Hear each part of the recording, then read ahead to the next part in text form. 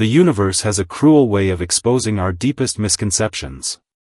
Krell, 7, senior xenoanthropological researcher of the Orion Confederacy, had spent precisely 3,742 standard cycles studying humanity, and found them utterly unremarkable. From his cloaked observation platform high above the small blue planet, humans appeared fragile, contradictory, and hopelessly primitive. Today would change everything. The morning began like countless others. Krell 7's advanced sensory arrays scanned a typical urban landscape, Chicago, Earth's third-largest human settlement. Millions of bipedal organisms moved with what seemed to be purposeless chaos, their lives a confusing tapestry of seemingly random interactions. A slight movement caught his attention. An elderly human, female, approximately 73 standard years, struggled with a heavy grocery bag.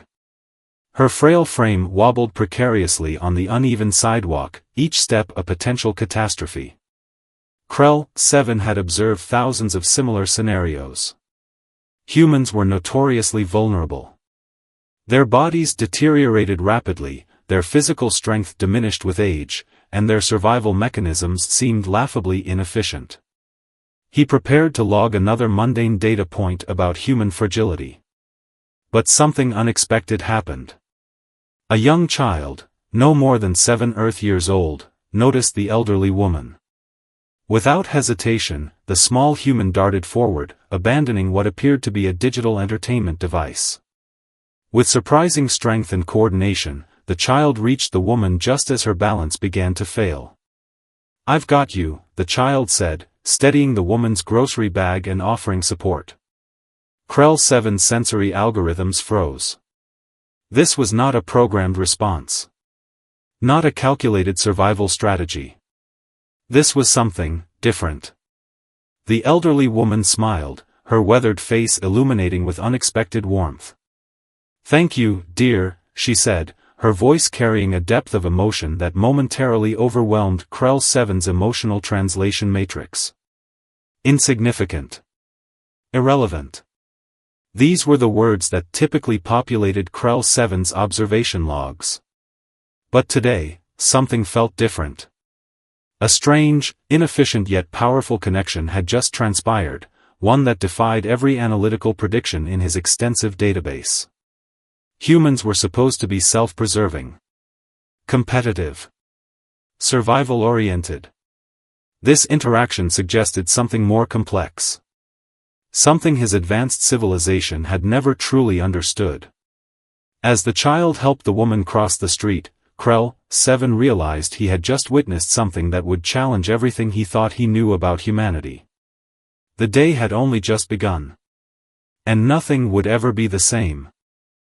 The incident with the child and elderly woman lingered in Krell 7's consciousness like an unresolved algorithm. For the first time in his 3,742 cycles of observation, he found himself compelled to investigate further.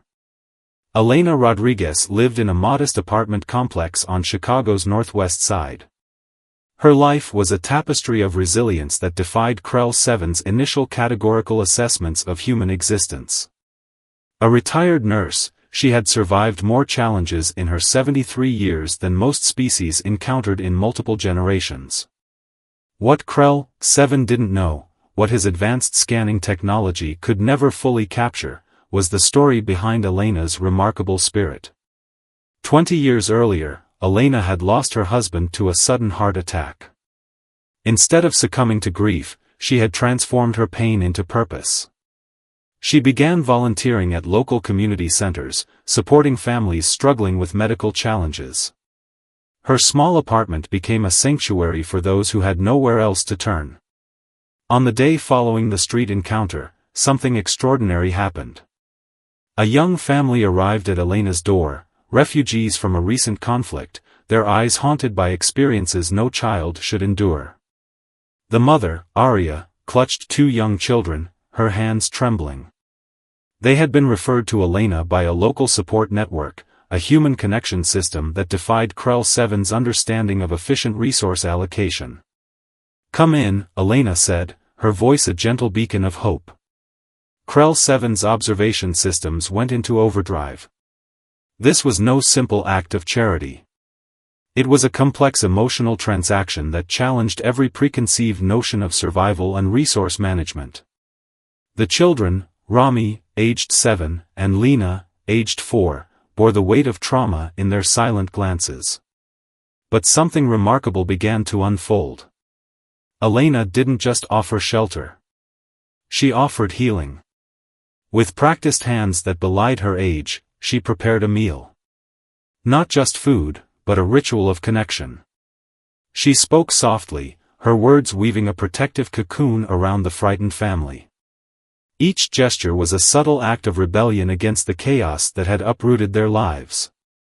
Krell 7 watched, his advanced sensory arrays struggling to process the intricate emotional landscape. Rami, the 7-year-old who reminded Elena of the child who had helped her the previous day, slowly began to open up. He shared fragments of his journey, a tale of survival that would have broken most beings. But here, in Elena's small apartment, those fragments became building blocks of hope. "You are safe now," Elena repeated, not as a platitude, but as a promise. The Orion Confederacy's scientific protocols had no framework for understanding this. Compassion wasn't a measurable resource. Empathy didn't fit into any computational model Krell 7 had ever encountered. As night fell, the family found more than just physical refuge. They found humanity, a concept far more complex than any of Krell 7's extensive databases could comprehend. Something was changing. Not just in this small apartment, but in Krell 7's fundamental understanding of what it meant to be alive. The universe, it seemed, was about to teach him a lesson he never expected to learn. Disaster struck without warning. The first tremors were subtle, a barely perceptible vibration that most would have dismissed as nothing. But Elena Rodriguez knew better. Decades of nursing had honed her instincts to a razor's edge. "Everyone, stay calm," she called out, her voice cutting through the rising panic. The apartment building, an aging structure that had weathered decades of Chicago's unpredictable climate, began to groan. A water main burst somewhere below, sending torrents of water cascading through the lower floors.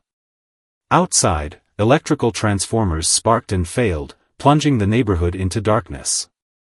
Krell 7's observation systems detected the emerging crisis. This was no ordinary urban incident. Seismic data suggested a potential infrastructure collapse imminent within the next 17 minutes. Arya and her children huddled near Elena, their recent trauma amplifying their terror.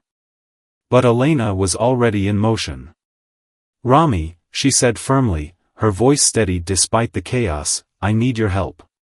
The 7-year-old looked up, his eyes wide but attentive. Elena began systematically preparing. She gathered essential supplies, water, first aid kit, emergency radio, warm blankets. Each movement was calculated, purposeful. She wasn't just preparing for herself, but for the entire group of vulnerable individuals around her. Krell 7 watched in fascination. Human survival protocols were supposed to be individualistic, self-preserving. Yet here was a clear demonstration of collective protection that defied all his previous observations. The building's structural integrity began to fail. Cracks spider-webbed across walls, and the floor trembled with increasing intensity. Modern engineering suggested immediate evacuation. But Elena saw something different. Next door lived Mr. Thompson, an elderly man with limited mobility. Without hesitation, Elena turned to Rami. "We're going to help Mr. Thompson," she said. It wasn't a request. It was a mission. Krell 7's computational systems struggled to process the logic. Risking one's own survival to save another, especially someone unrelated, violated every known survival algorithm in his database. Rami helped Elena break down Mr. Thompson's door. The elderly man sat in his wheelchair, error etched across his face. Without a word, Elena and Rami began to move him, Arya helping to clear a path. "Leave me," Mr. Thompson protested weakly. Not a chance, Elena responded. As they descended the increasingly unstable stairwell, Krell, 7 realized he was witnessing something profound. This wasn't just survival. This was a complex emotional calculation that transcended individual preservation. The building groaned. Concrete dust filled the air. One wrong move could mean death for all of them. But they moved as a single unit: Elena's experience, Rami's youth, Arya's determination, Mr. Thompson's fragile hope, a living, breathing organism of survival and compassion. Just as they reached the building's entrance, a massive structural failure occurred. The stairwell behind them collapsed in a thunderous roar of destruction.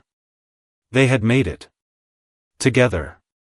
Krell 7's observation logs couldn't capture the true magnitude of what had just occurred.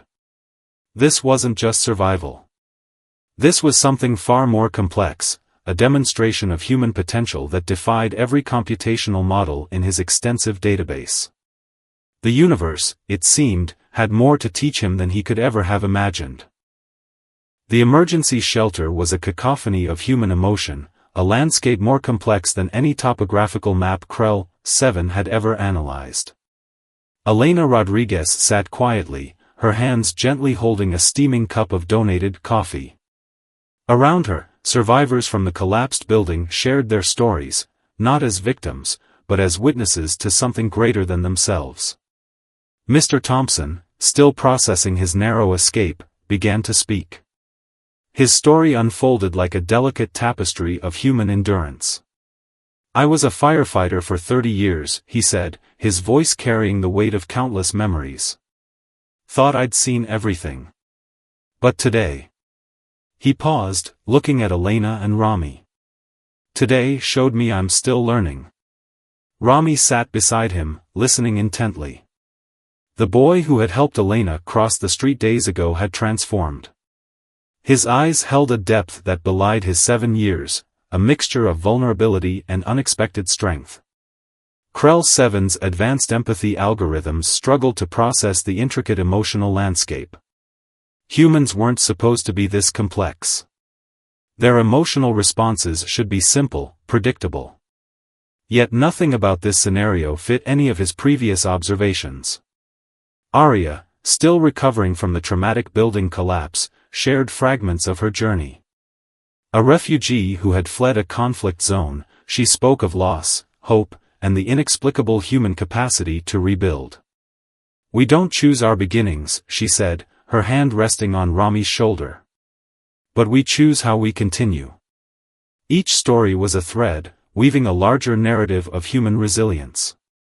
Krell, 7 realized he was witnessing something far beyond mere survival. This was adaptation. This was transformation. As night fell, the shelter became a microcosm of human connection. People who were strangers hours ago now shared blankets, food, comfort. Mr. Thompson told stories from his firefighting days. Elena moved between groups, her nursing instincts creating invisible threads of support. Rami approached a young girl who sat alone, her eyes distant. Without words, he offered her a small drawing, a simple act of kindness that spoke volumes. Krell 7's observation logs were becoming increasingly inadequate. How could he quantify compassion? How could he measure the strength found in vulnerability? A shelter volunteer approached Elena.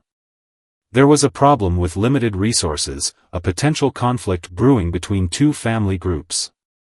Krell 7 expected tension, perhaps violence. Instead, Elena listened. Truly listened. Within minutes, she had mediated a solution that transformed potential conflict into collaborative problem-solving. It wasn't about compromise. It was about understanding. As midnight approached, Krell 7 made a startling realization. Humanity's greatest strength wasn't in their technology. It wasn't in their physical capabilities. It was in their ability to connect. To transform pain into hope. To see beyond immediate survival to something more profound. Something fundamental was changing in Krell 7's understanding of intelligent life. The universe, it seemed, had been waiting to teach him a lesson he never knew he needed to learn. 3 days after the building collapse, everything changed. A government investigation revealed something far more sinister than a simple infrastructure failure. The building's structural compromise wasn't an accident, it was deliberate negligence. Years of ignored maintenance, cut corners, and systemic corruption had created a ticking time bomb. Elena Rodriguez found herself at the center of an unexpected storm. Her testimony, combined with Mr. Thompson's firefighting expertise and the collective evidence from displaced residents, began to unravel a complex web of municipal corruption. What had begun as a survival story was transforming into something more, a fight for justice. Krell 7's observation systems went into overdrive. This was no longer about individual survival. This was collective action, a phenomenon that defied every computational model in his extensive database. Rami became an unexpected catalyst. During a community meeting, the 7-year-old stood up and shared his perspective. His words, simple yet profound, cut through layers of bureaucratic obfuscation. "My family came here to find safety," he said, his voice steady. "But safety isn't just about walls. It's about people taking care of each other." The room fell silent. Arya watched her son with a mixture of pride and disbelief. The boy who had arrived traumatized was now speaking truth to power. His journey from victim to advocate was a testament to human resilience. Mr. Thompson brought decades of investigative experience. As a retired firefighter, he understood systemic failures better than most. He began connecting dots, revealing a pattern of neglect that stretched back years. Elena coordinated. Her network of community contacts, built over decades of nursing and volunteer work, became a powerful information-gathering system. She wasn't just collecting data. She was building a movement. Krell 7 observed something extraordinary. This wasn't a hierarchical response. This was an organic, collective intelligence that emerged from individual experiences. Each person contributed differently: Rami's innocence, Arya's determination, Mr. Thompson's experience, Elena's compassion, creating a force more powerful than any single individual. The municipal investigation began to crack. Evidence emerged of kickbacks, ignored safety reports, deliberate cost-cutting that endangered lives. What had seemed like an isolated incident revealed itself as a systemic problem. But this wasn't about blame. It was about change. Community meetings grew. What started in a small shelter expanded to citywide forums. People who had been strangers became allies. Those who had lost homes became advocates for broader change. Krell 7 realized he was witnessing something unprecedented. Humans weren't just surviving. They were transforming their pain into collective action. The building's collapse had become more than a tragedy. It was becoming a catalyst for systemic change.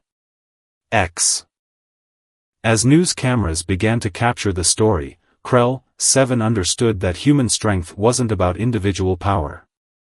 It was about connection. About turning individual wounds into collective healing. The turning tide was just beginning. And nothing would remain the same.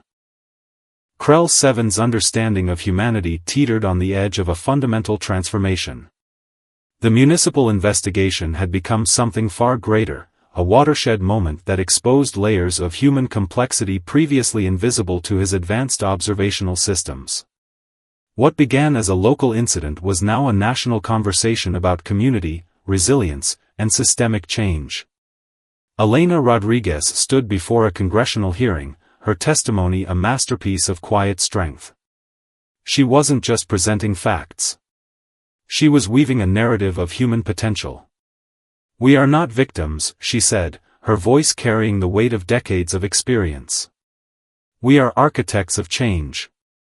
Rami and Arya sat in the gallery, their presence a living testament to the journey. The boy who had helped an elderly woman cross the street weeks ago now watched as that same woman reshaped national discourse. Mr. Thompson's investigative work had uncovered a network of corruption that stretched far beyond a single building's collapse. His firefighters' precision and Elena's community connections had created an unstoppable force of accountability. Krell, 7 observed something unprecedented. This wasn't about individual heroism. This was collective intelligence in its most profound form. Behind the scenes, something even more remarkable was happening. The displaced residents, people from different backgrounds, cultures, and experiences, had formed a support network that transcended traditional boundaries. They shared resources, supported each other's legal battles, and transformed personal tragedy into collective action. Arya, once a refugee struggling to find her place, now helped coordinate support for other displaced families. Rami's simple act of kindness had rippled outward, inspiring a movement of compassion. The congressional hearing became more than a legal proceeding. It was a mirror reflecting humanity's deepest potential. Krell 7's computational systems struggled to categorize what he was witnessing.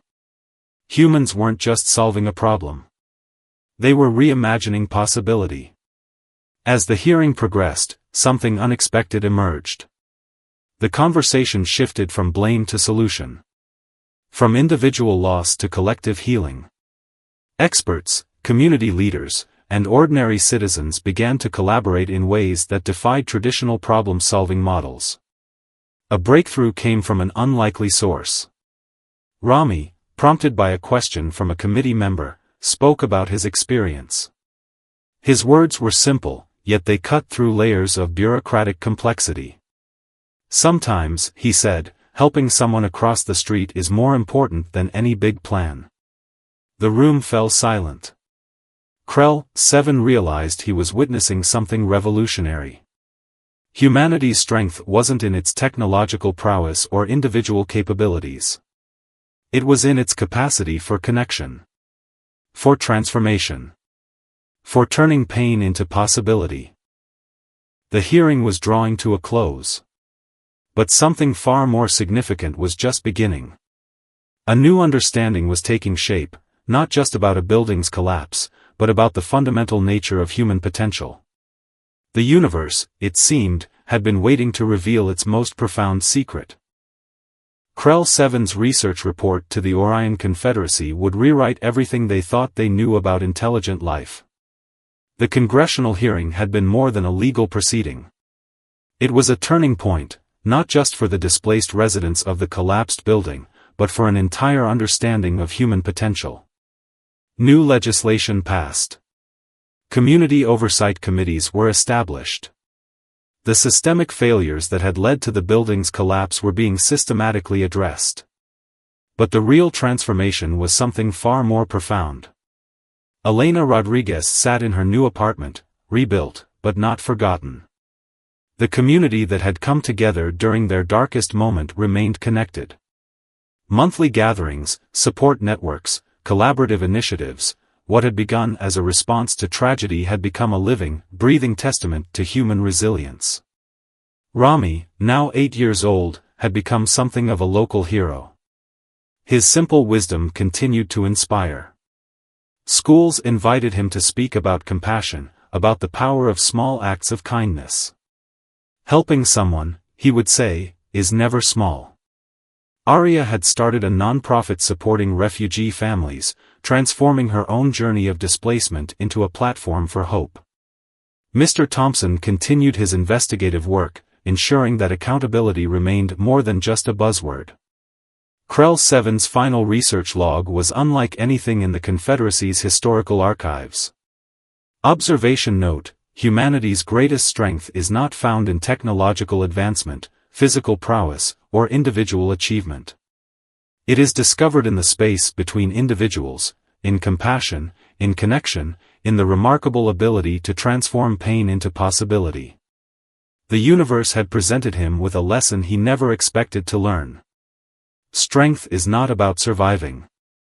It is about lifting others while you survive. As the sun set over Chicago, casting long shadows across a city that had been forever changed, Krell 7 understood something fundamental. Intelligence is not measured by computational power or technological sophistication. It is measured by the capacity to care, to connect, to transform. Elena looked out her window, watching the community she had helped rebuild. Rami played with other children in the newly constructed community park, a direct result of the changes they had fought for. Arya watched, her eyes filled with a hope she had once thought impossible. The lesson was clear: true strength is not about what you can do alone, but about what you can do together.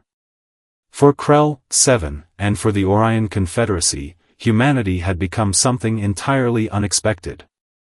Not a primitive species to be studied, but a profound example of collective potential. A beacon of hope in the vast, often cold expanse of the universe.